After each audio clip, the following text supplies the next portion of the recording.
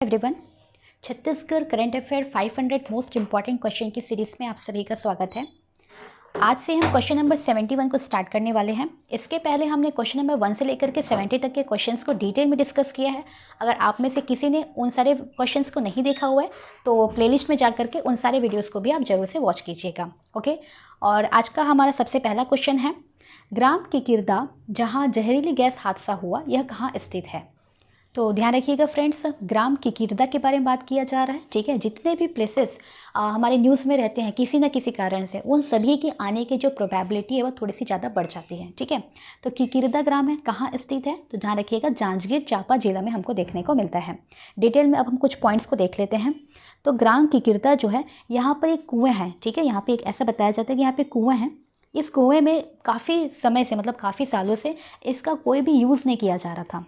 ठीक है, फिर कुछ दिन पहले क्या हुआ था कि तेज़ बारिश हुई, हवा, आंधी, तूफान आए और इसमें से जो एक पेड़ है, ठीक है, एक पेड़ से जो लकड़ी है उसमें जा कर के गिर गई और इसी लकड़ी को बचाने के लिए एक एक करके उसमें 5 आदमियों की मृत्यु हो गई। इस तरह से इसको बताया गया था। ठीक है, तो ध्यान रखिएगा। तो इसमें कितने लोगों की मृत्यु हुई है? तो 5 लोगों की इसमें मृत्यु हुई है और इसके लिए जो हमारे विष्णुदेव साय जी की जो सरकार है उन्होंने बहुत ही संवेदना व्यक्त किया और 5-5 लाख रुपए, जो भी इनके जो मृतक के जो परिजन हैं उनको 5-5 लाख रुपए का आर्थिक सहायता प्रदान किया जाएगा। ठीक है, इतने पॉइंट्स हैं जो कि हमको ध्यान में रखने हैं। इसी तरह का सेम हादसा हमको एक और जगह में देखने को मिला था फ्रेंड्स। वो जगह है कटघोरा। ठीक है, कटघोरा जो है कोविड-19 का जब पीरियड चल रहा था काफ़ी चर्चे में रहा था छत्तीसगढ़ में, क्योंकि वहीं से ज़्यादा हमको केसेस देखने को मिले थे। तो आप सभी जानते होंगे कटघोरा हमको कहाँ देखने को मिलता है? तो ये कोरबा जिले में हमको देखने को मिलता है। यहाँ पर एक गाँव है जुराली। ठीक है, जुराली करके एक गाँव है, वहाँ भी कुआं हादसा की वजह से 4 लोगों की मृत्यु हुई और सबसे दुखद बात ये है कि जो 4 लोगों की जो मृत्यु हुई है वो चारों के चारों एक ही परिवार से थे। ठीक है, तो इसके लिए भी आर्थिक सहायता की घोषणा की गई, मतलब आर्थिक सहायता दिया जाएगा इनको 4-4 लाख रुपए का। ठीक है, जो भी इनके परिजन हैं उनको आर्थिक जो भी सहायता करने के लिए इनको 4-4 लाख रुपए दिए जाएंगे। तो इतने कुछ पॉइंट्स हैं जो कि आपको ध्यान में रखने हैं।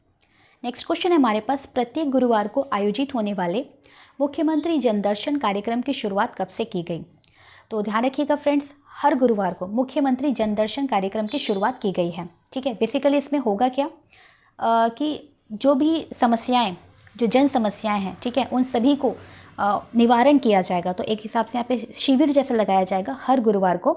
ठीक है, मुख्यमंत्री के निवास में, निवास जो रायपुर में है वहाँ पर 11 बजे से लेकर के 1 बजे तक ये चलेगा।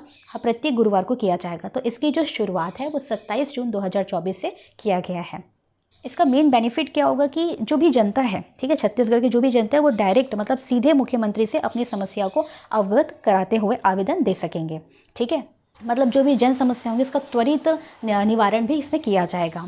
तो इतने कुछ पॉइंट्स हैं जो कि आपको ध्यान में रखने हैं। हमारा क्वेश्चन था कि कब से इसकी शुरुआत की गई है, ये हमारे लिए इंपॉर्टेंट है। 27 जून 2024 कब किया जाएगा? तो प्रत्येक गुरुवार को इसका आयोजन किया जाएगा। कहाँ किया जाएगा? तो ध्यान रखिएगा, मुख्यमंत्री जो निवास होता है वहाँ पर इसका आयोजन किया जाएगा। मुख्यमंत्री निवास कहाँ है? तो ध्यान रखिएगा, रायपुर में ये स्थित है। नेक्स्ट क्वेश्चन है हमारे पास, छत्तीसगढ़ क्रीड़ा प्रोत्साहन योजना खेलो छत्तीसगढ़ के लिए बजट 2024-25 में कितने रुपए का प्रावधान किया गया है? तो हमारा करेक्ट ऑप्शन हो जाएगा फ्रेंड्स, 20 करोड़ रुपए का प्रावधान इसमें देखने को मिला है। अगर हम बात करें खेलो छत्तीसगढ़ क्या है, जैसे कि आप सभी जानते होंगे फ्रेंड्स, इसके पहले हमें छत्तीसगढ़ ओलंपिक देखने को मिला। उस छत्तीसगढ़ ओलंपिक को अब बंद किया जा रहा है। ठीक है, मतलब बंद कर दिए हैं और इसी की जगह पर स्टार्ट किया गया है छत्तीसगढ़ क्रीड़ा प्रोत्साहन योजना खेलो छत्तीसगढ़। ठीक है, अब इसमें क्या होगा, जो भी जिला है, जैसे कि अगर हम बात करें एग्जाम्पल के तौर पे बस्तर, ठीक है, अब बस्तर जिला में जो जो खेल पारंपरिक रूप से खेले जाते हैं, मतलब प्रचलित हैं, उन खेलों पर यहाँ पर खेलों का आयोजन कराया जाएगा।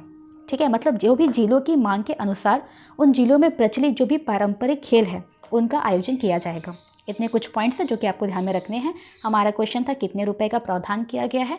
तो ध्यान रखिएगा, 20 करोड़ रुपए का प्रावधान किया गया है।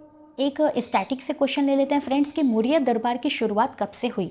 तो मुरिया दरबार की शुरुआत हमको 8 मार्च 1876 से देखने को मिला है। ठीक है, और इसके जो संबोधनकर्ता थे वो कौन थे? तो मैक जॉर्ज, इसका भी नाम आप ध्यान रखिएगा, मैक जॉर्ज इनके संबोधनकर्ता थे। ठीक है, 8 मार्च 1876।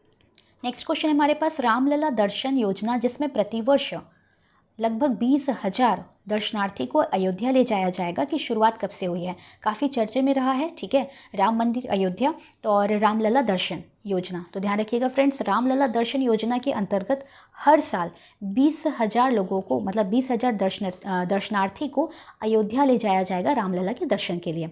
तो इस योजना की शुरुआत जो है हमको 10 जनवरी 2024 से देखने को मिला। अगर हम बात करें इस योजना का जो क्रियान्वयन किसके द्वारा किया जा रहा है, तो ध्यान रखिएगा पर्यटन विभाग छत्तीसगढ़ शासन के द्वारा इस योजना का क्रियान्वयन किया जा रहा है, पर्यटन विभाग। और इसके लिए जो एलोकेट किया गया है, ठीक है, कुछ फंड्स इसके लिए हर साल एलोकेट किए जाएंगे। इतने पॉइंट्स हैं जो कि आपको ध्यान में रखने हैं।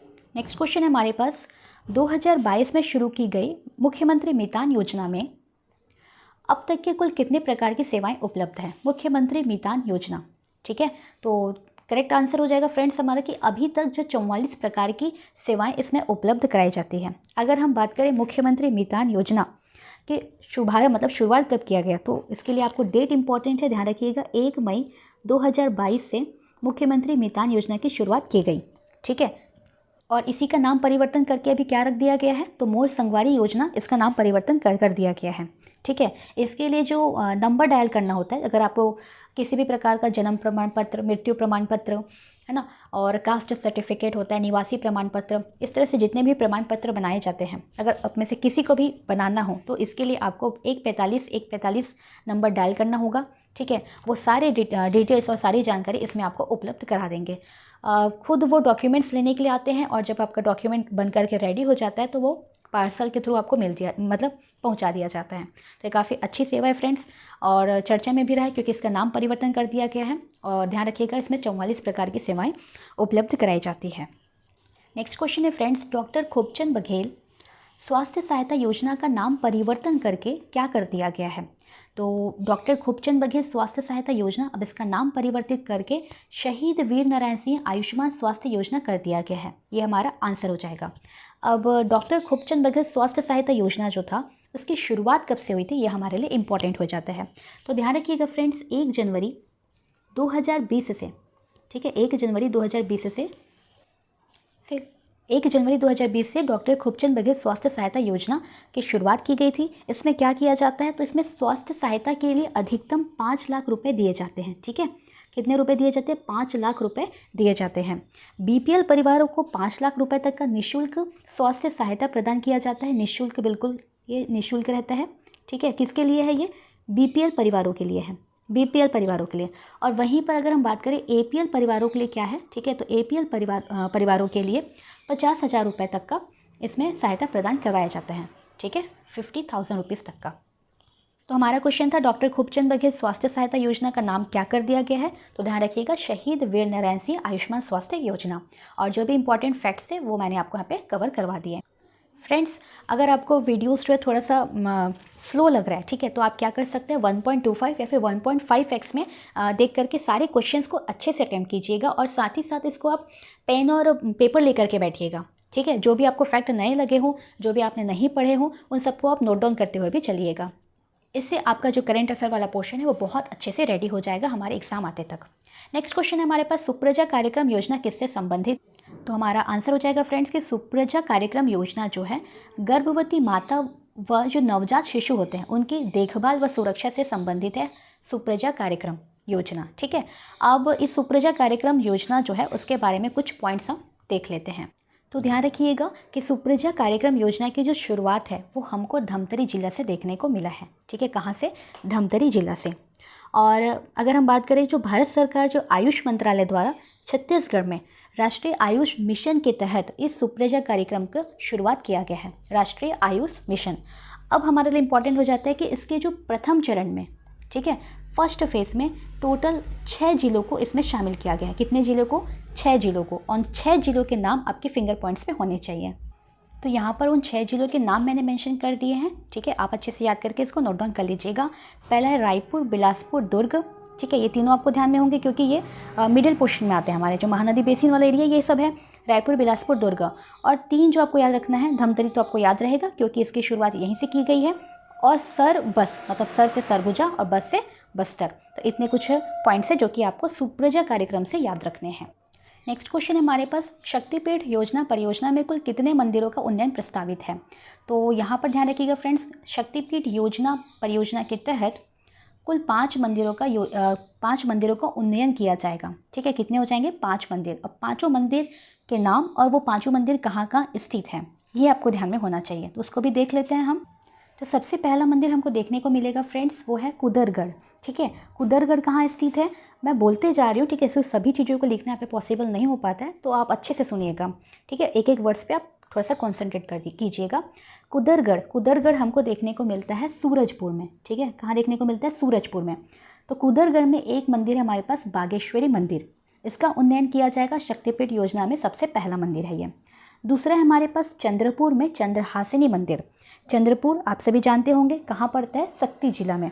ठीक है, शक्ति जिला हो जाएगा शक्ति जिला में। उसके बाद है डोंगरगढ़ पता होगा फ्रेंड्स, डोंगरगढ़ में हमको बमलेश्वरी मंदिर देखने को मिलता है। और डोंगरगढ़ कहाँ है तो ध्यान रखिएगा, राजनांदगांव जिला में है ये।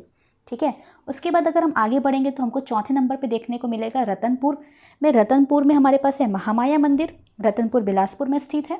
ठीक है, कहाँ है? बिलासपुर में। और दंतेवाड़ा में हमको देखने को मिलेगा दंतेश्वरी मंदिर। तो कुल मिला के 5 मंदिरों का उन्नयन शक्तिपीठ योजना परियोजना में शामिल किया जाएगा। ठीक है, मतलब उन्नयन किया जाएगा। आज का हमारा लास्ट क्वेश्चन है फ्रेंड्स, जल जीवन मिशन के तहत वर्ष 2024 तक कार्यात्मक घरेलू नल कनेक्शन, जिसको शॉर्ट में FHTC बोला जाता है। ठीक है, क्या बोला जाता है? FHTC के माध्यम से प्रत्येक ग्रामीण परिवार को प्रति व्यक्ति प्रतिदिन कुल कितने लीटर पानी की आपूर्ति कराने का लक्ष्य रखा गया है। तो 55 लीटर प्रति व्यक्ति प्रतिदिन पानी उपलब्ध कराने का इसमें लक्ष्य रखा गया है। अब हमारे लिए जो कुछ इंपॉर्टेंट पॉइंट्स हैं वो हमको देखने हैं। जल जीवन मिशन की शुरुआत सबसे पहले कब किया गया?